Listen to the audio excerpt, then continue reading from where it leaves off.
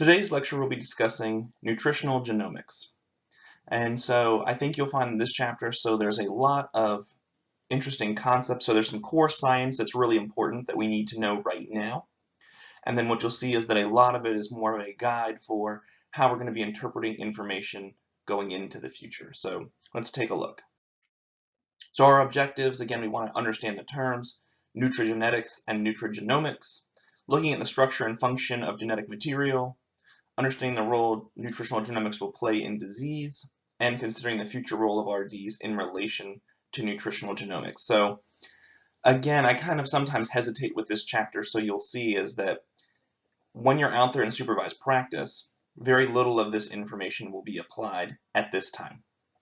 But if you take a look at the RD exam and the things dietitians should know, right, within domain 1 is core science. Now, I don't know how many of you took biology or if any of you have changed from healthcare careers or majors and were previously studying genetics, things like that. So some of this is going to be, for some of you, this may be new information. For some of you, this may be review. But this is information that could be on the RD exam. So I think there's always kind of this struggle with what do I need to use in everyday supervised practice? What do I need to know for the RD exam? And then information that's going to be needed for the future. I do think in the near future, you're going to see that RD programs, especially as they adjust to having a master's degree component, will be including some kind of genetics class. So this is very, very basic, but we're going to talk a little bit about that. Again, we're going to understand it from the core science standpoint, and then kind of some potential applications as we move into the future. So just as a brief review, so this actually happened when I was in school in my quote-unquote lifetime. So the International Human Genome Sequencing Consortium published the finished human genome in 2003. So I was actually in 10th grade when this happened. And so this was part of the Human Genome Project. And so what we have done is we have mapped out the entire set of genes for human beings. And so this is approximately 20,000 to 25,000 different genes. Now, it gets confusing because all we've done is we basically have a phone book. So imagine a phone book with 25,000 people in it. And so we have all the phone numbers, but we don't know who's on the other end of the phone, and we don't know what they do for a living. So it was a big deal, and so we're looking at, right, this took decades, but what we're looking at is that we don't actually know what it means. So we have all the information, but we now have to go through, and basically if you decide you want to go back to school and get your PhD, right, this is basically like a PhD is necessary for each individual gene, right? It's basically what's going to happen. So 25,000 PhD students later in medicine will understand what this one does, what this one does.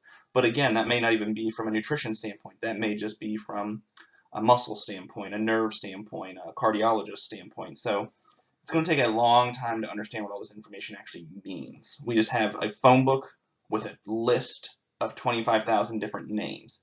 We don't know what they do or who they are. So nutritional genomics, right, is the interaction between nutrients or other bioactive dietary components and the genome.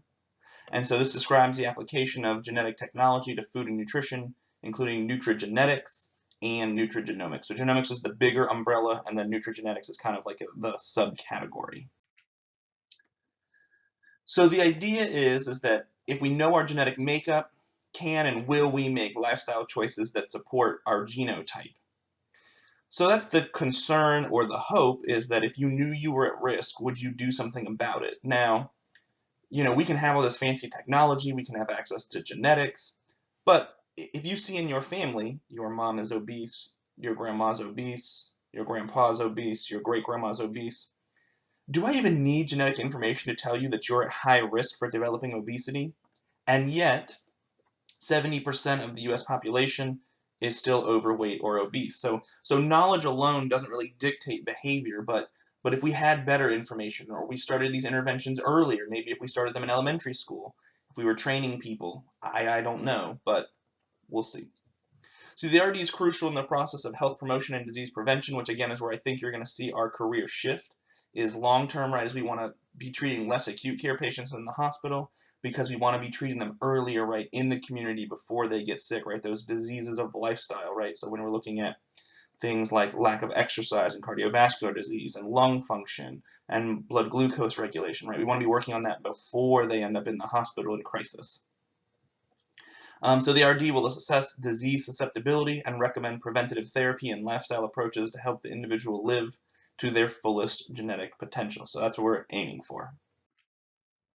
So nutrigenetics, so the role of the interactions between individual gene sequence variations and dietary components in determining health.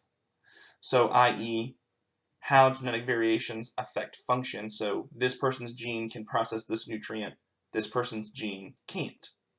And then nutrigenomics focuses on the mechanism by which dietary components interact with the genome to influence gene expression. So one of the things that's sometimes a little confusing about genes is that just because you have them doesn't mean they're currently expressing themselves. And so sometimes it's just age, sometimes it's an exposure, but right, that's the big question is what's going to cause a gene to express itself. So one of the most famous examples, for example, is Huntington's disease, which normally when somebody's in their 40s, the gene will then begin expressing itself with very deadly consequences, right? It's a very, not a great disease, right? It's a very horrible disease.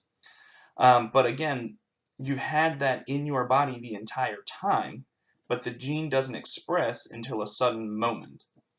But what we're trying to identify, both with nutrition and health and other genetic-based diseases, is what causes that, what flips that switch, right? So the analogy you'll often hear in a lot of lectures, podcasts, etc., in essence, is that genetics, right, is the gun, but what we don't know is what in your environment pulls the trigger.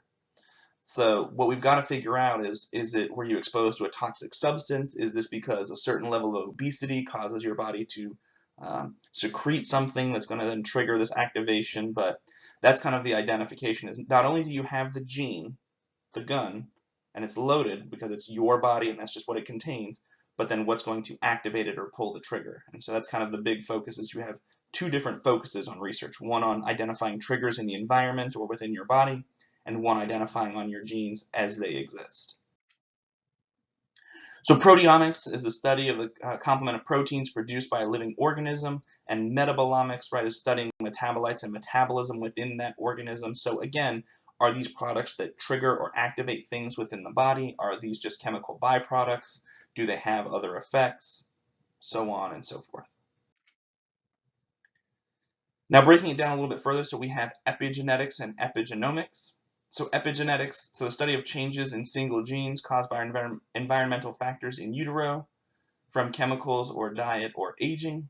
And then epigenomics, so we're looking at population-specific changes. So if you see an entire population has a specific gene.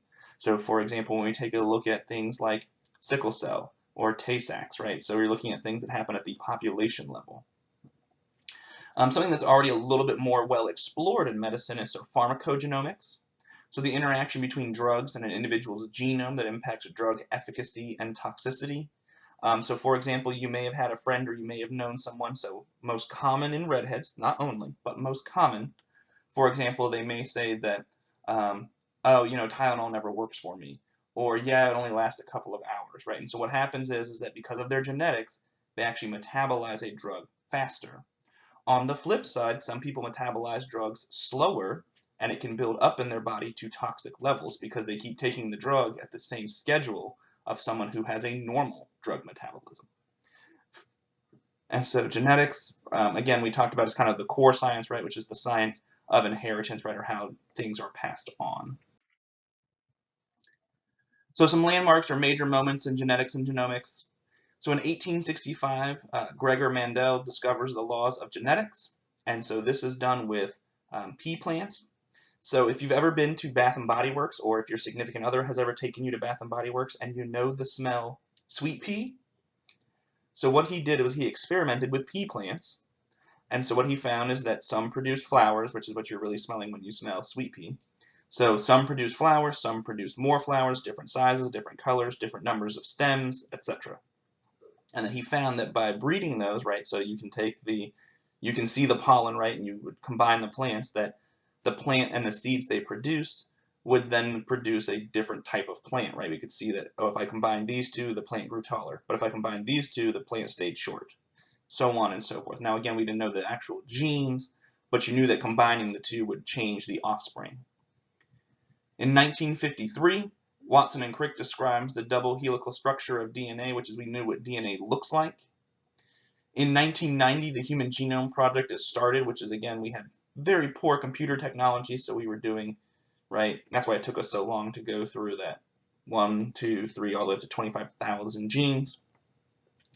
But in 1990, we have our first breakthrough, right? And so we identify one of the major genes in breast cancer, which is BRCA1. So it's not the only one, but that was kind of the landmark where we finally identified is that women that were at significantly higher risk of developing breast cancer. In 1997, we did the entire genome for E. coli, so that was pretty simple. So basically, once we had mastered the concept of how to map this out for a human, which is a much more complex organism, we did E. coli very quickly. And then by 2003, so 13 years later, give or take some publishing and some startup time, we finally finished the human genome sequence. Now, again, we have no clue what it means, but we have all the numbers in the phone book are all in order. Now we just got to start calling people and finding out what it all means. So taking a look at that DNA and that structure, so DNA is deoxyribonucleic acid. So this is genetic material in living beings. So here we have two strands of nucleotide subunits held together with hydrogen bonds coiled around each other in the shape of a double helix. And so each nucleotide contains one of 4 nitrogenous bases. So you've got guanine, adenine, thymine, and cytosine, as well as the sugar of the deoxyribose component and a phosphate group. Now up to 3 billion nucleotides make up the human genome. So I know what you're thinking, which is if there's only 4, right, how many combinations can I really put them in? And that's the whole point, is that the length. So remember, 3 billion nucleotides is making up the sequence for 25,000 genes. So some of those genes are very, very long sequences, whereas some are very short. So now that we know the bases and a little bit about the genes, let's take a little bit more about breaking down and kind of looking at the size of all of this. So DNA, right, so we have trillions of cells. And so then within each cell, there's 46 chromosomes, which amounts to about 2 meters of DNA with 3 billion subunits. So again, that 3 billion, right, that combination creates those 25,000 genes. Now, remember that, and this is the interesting part, is that, so if you've ever watched CSI or any of those crime shows, all of your cells contain a full copy of your DNA. So it contains the entire 25,000 genes. Now, the proteins in those cells only use specific portions, and that's why a muscle cell only grows muscle cells, a bone cell only grows bone cells, but they have an entire copy. They have the entire phone book, even though they're only using 1 or 2 pages out of that phone book. So chromosomes, so these are units of the genome, each consisting of a long molecule of DNA that encodes for specific genes. And so again, remember that every cell contains 23 pairs, with the exception, so we'll take a look at, so normally you have 23 pairs, unless, right, so we're looking at sperm and egg, which are only going to have 23 unpaired. So that's the exception, but otherwise you're going to have 23 pairs. So 23 pairs are autosomes, which is they should be duplicates of each other. And then 1 pair is the sex chromosome. So again, we have XX and XY. And so again, either they're going to be a backup copy with XX, or they're going to be different with XY. So you have 46 total chromosomes, or 23 pairs. So we have mitosis, which is all 46 chromosomes are duplicated and put into a new cell, or meiosis, in which case, right, so each autosome and the sex chromosome pairs is distributed. So again, we only have 1 copy. So it's 23 as opposed to 46. So here you can see, so our DNA replication prior to cell division. So in which case here you're actually saying, so it's going to be a full copy is going to be made, and then this is going to go 1 set into each cell. So then you'll, right, you then increase the number of cells, but you then have more total copies of the DNA. So some basics, so information in the DNA has to be decoded and translated into proteins with 2 steps. So we have transcription. So the enzyme RNA polymerase converts DNA into an intermediate molecule called messenger RNA or mRNA. And so the information encoded within the mRNA directs the assembly of amino acids into the protein molecule according to a universal genetic code, which is how to interpret those specific bases into then specific amino acids or into then specific proteins. So genes have a common structure. So within the gene, right, we have a promoter region. So the binding of the RNA polymerase is controlled here, and this controls transcription. And the coding region, so RNA polymerase transcribes the DNA into messenger RNA. And so we have exons. So these are sequences of nucleotides that correspond to the order of amino acids in the gene's protein product. And introns, and so these are sequences that are interspaced between exons and they don't code for amino acids. In essence, they're blank spots. If you've taken any standardized testing or read any online books, you may see sometimes it'll say on the page, this page has been left intentionally blank. That's basically what an intron is, right? Is that within the phone book there are some pages that say this page has been left intentionally blank. So post-transcriptional processing. So processing of newly transcribed RNA to excise introns, thus creating the final messenger RNA product prior to translation into a protein.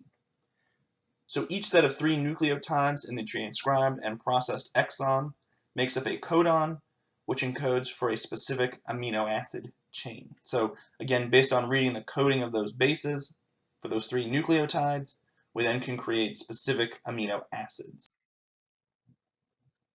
So here you can see, so CGT gives us alanine, TCT gives us arginine, CTA gives us asparagine, right, so on and so forth. So again, those 3 specific bases are then going to code for specific amino acids.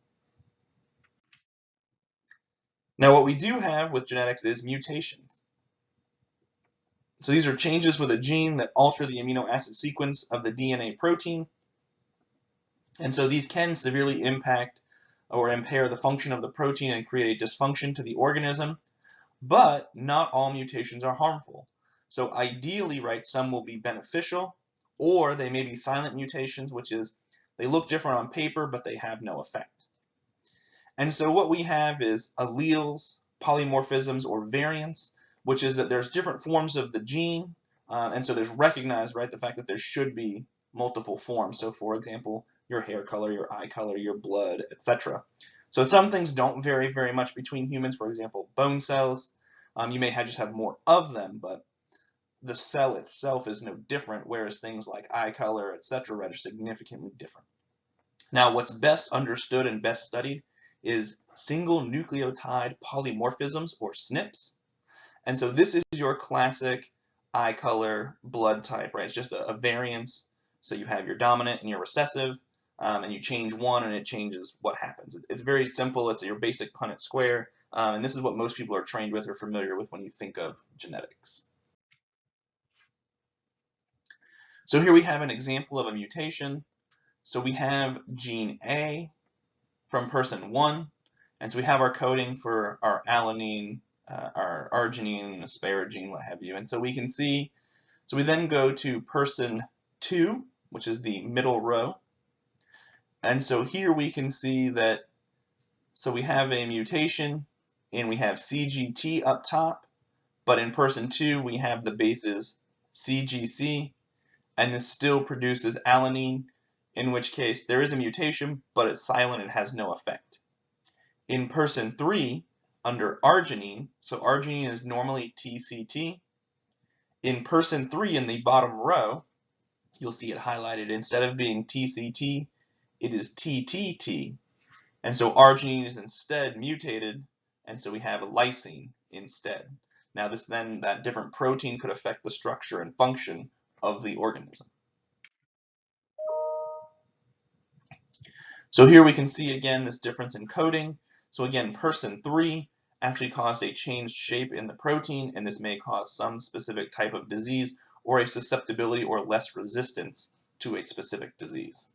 All right, so let's talk about some terms and definitions for inheritance. So the first we'll talk about is the genotype, which is an individual's specific genes. And then we have phenotype, which is how these genes are expressed or what they look like. And the reason why this makes a difference is when we take a look on the next slide, it should make a little bit more sense. But you have, in essence, for our single nucleotide polymorphisms, the idea is that we have the dominant allele, which is expressed when only a single copy of that variant is present, and the recessive allele, which does not dominate the genotype and is only shown if you have two copies of the recessive allele. So because it's non-dominant, if there is a single copy, it will not express itself. So let's take a look. So then within our genotypes, right, we have heterozygous and homozygous. And so heterozygous, our alleles from each parent are different or mixed. And so this is an individual that's a carrier, versus homozygous, which is alleles from each parent are the same. So these can either be both the dominant or both the mutant. So we take a look at, this is what's known as a Punnett Square. And so we have for our single nucleotide polymorphism, both of these parents are carriers. So you have a big A and a little a for dad, and a big A and a little a for mom. Now what happens is there's chances that these genes will be passed on, right, to the child. So what you have to take a look at is that there is a 25% chance that these are big A, or capital A, capital A. And so this would be, so these are matching. So this is homozygous, from each parent are the same in the common or dominant form. There's also the chance that the child could have one capital A and one little a or lowercase a, in which case here we have heterozygous. So the allele from each parent is different. So we have one A, one lowercase, and one capital. So again, these are different, so this is heterozygous. Now we also have, though, the circumstance where we have lowercase a, lowercase a. This is still homozygous, but the mutant or recessive form. Now, in addition to that, we also have to take a look at the genotypes versus phenotypes. So I'm going to circle the genotypes in red. So you have capital A is genotype 1. Capital A, lowercase a is genotype 2. And lowercase a is genotype 3. That is our genotypes. We also have phenotypes. So I will circle the phenotypes in blue.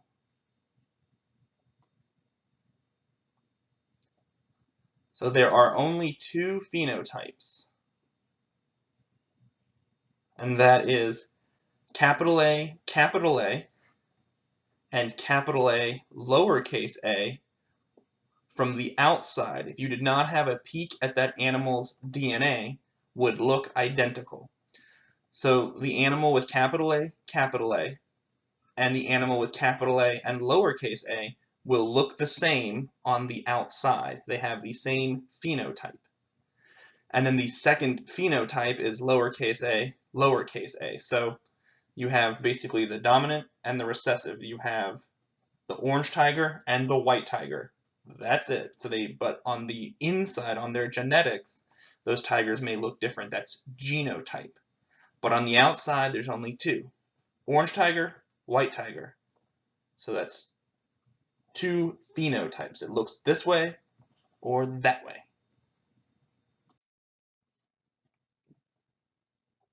Now we also have, epigenetic inheritance. So gene expression can be regulated by histone modification. So acetylation, which is the attachment and removal of acetyl groups. DNA modification or methylation, so attachment and removal of methyl groups. and RNA inheritance, so short pieces of single-strand RNA attaching to the DNA or messenger RNA. So inheritance and disease. So one of the things that we look at is what's known as a karyotype. And so this is a visualization of the chromosomes in picture form. And so you can see that, so this is an example to the right of a karyotype. And so here you can see at the 21st chromosome, there are 3 copies instead of 2 copies. So this is known as trisomy 21, which is a form of Down syndrome. Now you'll see that these chromosomes look similar. So for example, let's see, 17, 16, 13, they all look extremely similar, whereas some, like for example, 6, 7, 10, right, we have some differences. So again, you're not getting duplicate or identical copies. Now, some syndromes are caused by the loss of a portion of a chromosome, known as a partial deletion. So you can see in this picture, you have short pieces, long pieces, etc. So in some cases, right, one piece of DNA would be significantly shorter, right? One chromosome would be missing information. So that's an example of Beckwith-Weidman syndrome, which is a chromosome 11 deletion. So we're missing information from chromosome 11. Now, genes that we talked about previously, so we have autosomal dominant, which is as long as you have one capital A, the trait will show up. And this is an example of high cholesterol or familial hypercholesterolemia, which is if anyone in your family has high cholesterol, I got bad news for you. You're probably going to have high cholesterol. On the flip side, we have autosomal recessive, which is it's on the recessive allele, so you have to have lowercase a, lowercase a.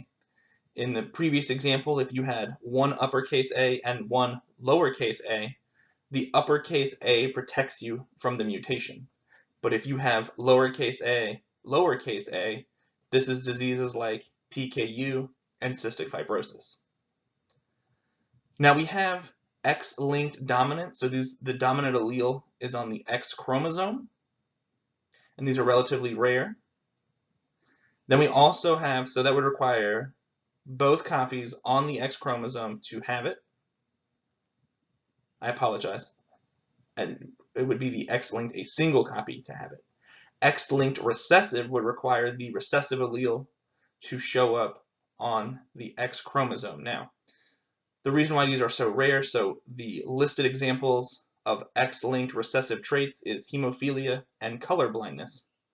And you might know that hemophilia and color blindness are most famous for affecting men. And this makes sense because when we looked at that karyotype and you saw that for most chromosomes you have a backup copy, right? So on chromosome 11 you have copy 1, copy 2. On chromosome 6 you have copy 1, copy 2. For XY chromosomes, so for men, there is the X chromosome and the Y chromosome. So if there is a mutation in the X chromosome, there is no backup copy, and men will express the recessive allele, which is why men will express hemophilia and color blindness. Women will have an X chromosome that's mutated and then a second backup copy. It would require both of those X chromosomes to carry the recessive trait for a woman to have hemophilia and color blindness. And because they're relatively rare, it's typical that a woman would be a carrier with one mutated copy, but the backup copy protecting them, so women very rarely have hemophilia and color blindness. There are technically Y-linked genes, so this is inheritance based on the Y chromosome, so this would only show up in men, but these are very rare mutations. And so some technologies, right, when it looks at manipulating or looking at reviewing the genome, so we have recombinant DNA technology. And so this is what we actually use. So this is how we produce, for example, EPO, so that's recombinant erythropoietin. This is how we produce insulin.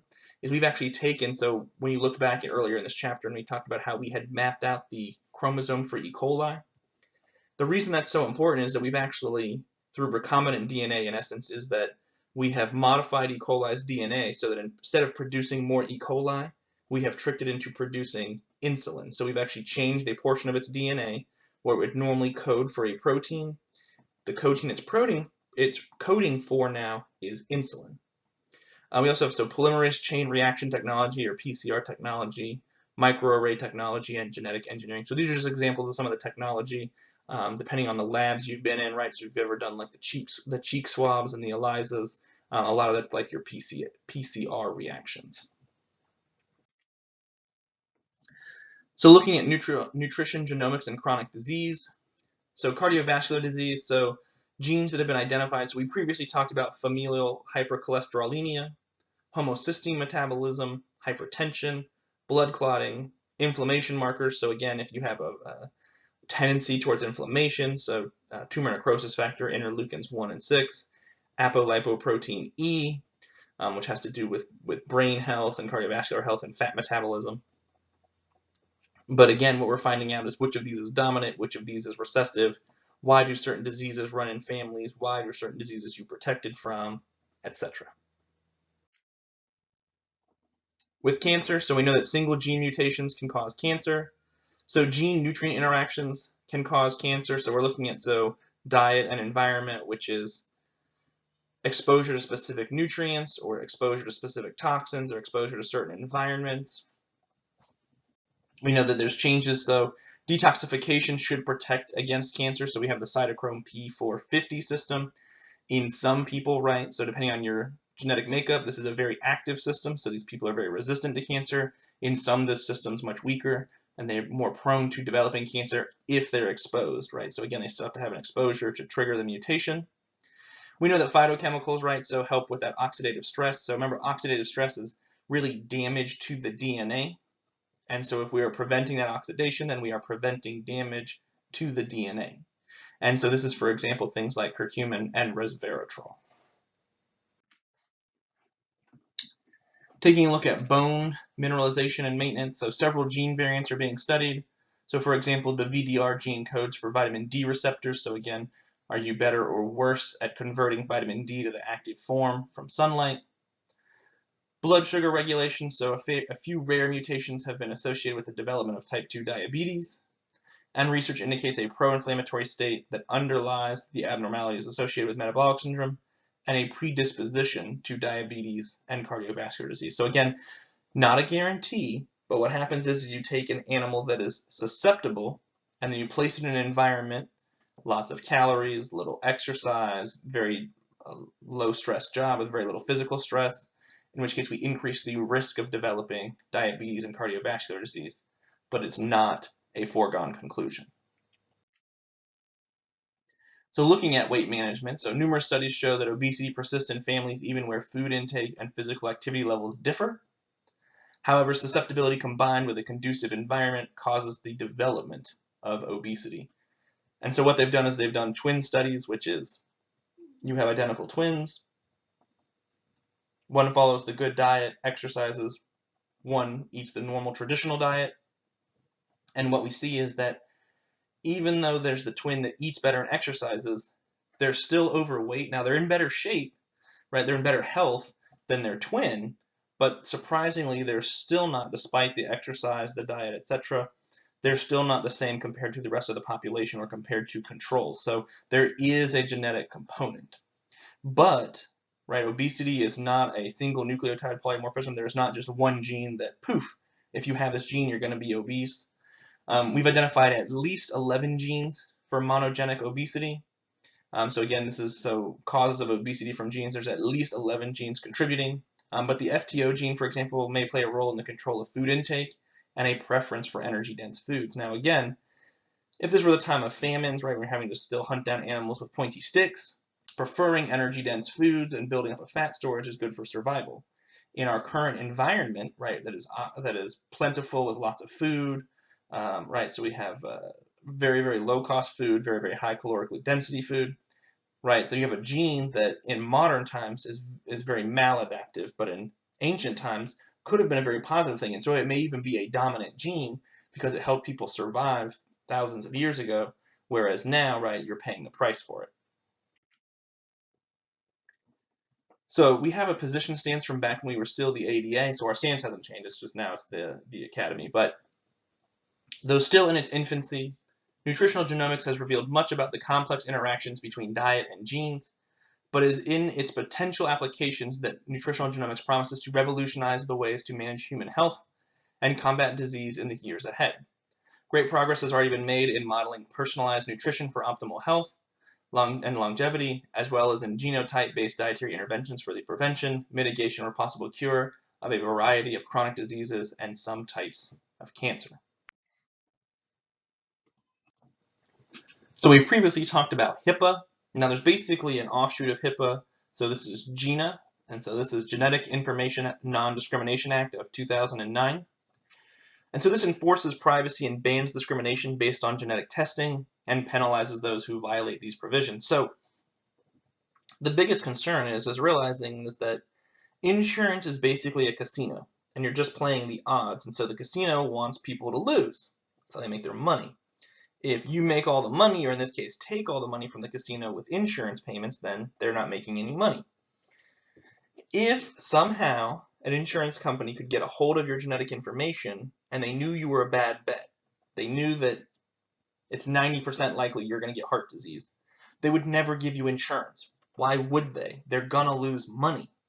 So instead, this helps protect that, and then this way, an insurance company cannot request a genetic sample to then determine if you can be given insurance. So GINA, along with the Affordable Care Act, right, kind of protects those, which is, you know, if I know that you have a certain disease or that you're likely to develop a certain disease, I won't give you insurance, right? This stops that from happening. Where again, so what they should do is you're going to be offered insurance, and I can't just make numbers based on what might happen, if that makes sense. Now you've also seen the rise of direct-to-consumer marketing of genetic tests. So this is genetic testing over the internet, or most commonly by the mail. So you've seen 23andMe. So you do the swab, you send it in, you get your genetics. So this is expensive is a relative term. It's come down significantly in cost because it isn't covered by insurance. Now there is genetic testing or genetic counseling. So for example, when you're looking at family planning, in which case, right, they're actually going to look at, so it's very, very specific genetic testing for specific diseases and specific genes to, again, see if you both carry the recessive gene and that your child would have it. But, you know, this is not the same as your 23andMe. So it bypasses healthcare providers, and it may mislead consumers is our big concern, which is if I say, hey, you don't have the gene for obesity, well, then you don't take your health seriously. Or if you don't have the gene for heart disease, then you don't take your treatment seriously. You know, you don't follow a good diet, you eat high saturated fat intake, high carbohydrate intake, etc. So we have a statement from 2013, so future challenges and present ethical considerations in the use of personalized nutrition based on genetic advice. So again, we have concerns about misinformation. So again, the genetic information provided by private companies could be inaccurate. And so one, right, you've seen all the YouTube videos where people have sent in like the DNA, they've done a cheek swab on their dog, they send it in and somehow they get all this genetic information and they're like, that's weird because I didn't even submit human DNA and yet you have results for me. So is this data actually being ethically processed? We're not always sure. And the individuals may become overconfident if the genetic test indicates no increased risk of disease development, which leads to an undesirable lack of care, which is the, well, I'm probably not going to get this, so I'm not going to take care of myself for it, or I'm probably not going to get heart disease, so I'm going to eat all the bacon I want, I'm going to smoke all I want because genetically I should be fine, right? We don't want people to think that way. We want them to still focus on preventative care, taking care of themselves, diet, exercise, etc. So again, so we've talked about genetic counseling, so the process of helping people understand and adapt to the medical, psychological, and familial implications of genetic contributions to disease. And so this integrates the interpretation of family and medical histories to assess the chances of a disease occurrence or recurrence, education about inheritance, testing, management, prevention, resources, and research, and counseling to promote informed choices and adaptation to the risk or condition. And so a lot of times, like I said, people usually are thinking of like family planning. So again, if you're adopted or if your spouse is adopted, so again, we don't have any medical history, then we could do some testing. But this is also for things, so for example, Huntington's disease, which has a genetic component. So again, do you get tested, do you not get tested to see if you carry the gene for Huntington's disease? When's it going to express itself, et cetera, et cetera. And so then how do you prepare yourself for that? So there's lots of different scenarios where genetic counseling is appropriate. And again, this is not the same as 23andMe or Ancestry.com. And so these genetic counselors, right, sort of assist individuals and their families to evaluate their risk of hereditary predisposition. So for example, if I tell you that based on your genes, your child has a 25% chance of getting life-threatening asthma, is it worth it? I don't know, right? Again, all we can do is inform, and individuals have to still make the choice. Now, what if the chance is 50-50? What if the chances are 75% against you, right? Again, it's how do you make that decision? What's appropriate? What's the safest, healthiest options, etc. So nutritional genomics and the practice of dietetics. So the future of dietetics, at some point, I'd say within 15 years, probably we'll have enough genes mapped out that we'll have the DNA diet. So again, you'll actually be educating people based on their genotype, which is not the same as your blood type, right? You can have radically different. There's only 4 blood types. There's 8 billion people in the world. There's more than 4 diets that work for people. I mean, that's clearly bogus. But you will see a true DNA diet, I'd say, within the next 15 years. So requirements of RDs, again, general knowledge of genetics and genomics, which you're doing right now. Understanding of nutrient interactions and genes, which again, I think is going to be the future. So I think you'll see that in some future master's programs. Diet interactions with the genome. Expansion of knowledge and communication, which again was your counseling. And then integration as part of the nutrition care process. So again, I think you'll see, looking at altered nutrition-related lab values, and the etiology may be a gene mutation, which is what's causing this high cholesterol. But again, our focus is strengthening evidence-based practice, which is, again, not the blood type diet, but you actually will see true DNA-based diets with actual, right, genotype analysis, looking at specific diseases in the future. All right, so let's take a look at some practice questions. So nutritional genomics is designed to, and that is answer choice C, use nutrients and other bioactive food components to influence genetic expression.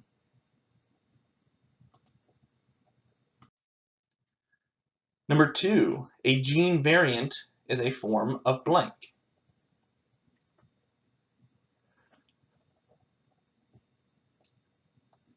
And this is answer choice D, mutation.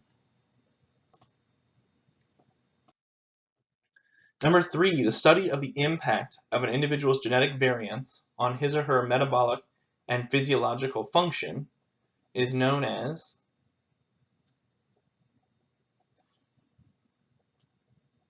and this is answer choice B, Nutrigenetics. And 4, a gene that is not expressed when only a single copy of its allele is present and only expresses its phenotype when 2 copies are present is,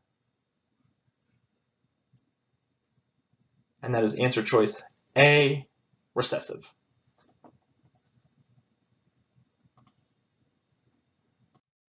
All right, so thank you so much, and be sure to post your questions in the discussion board for the genomics chapter. Thank you, and have a great rest of your day.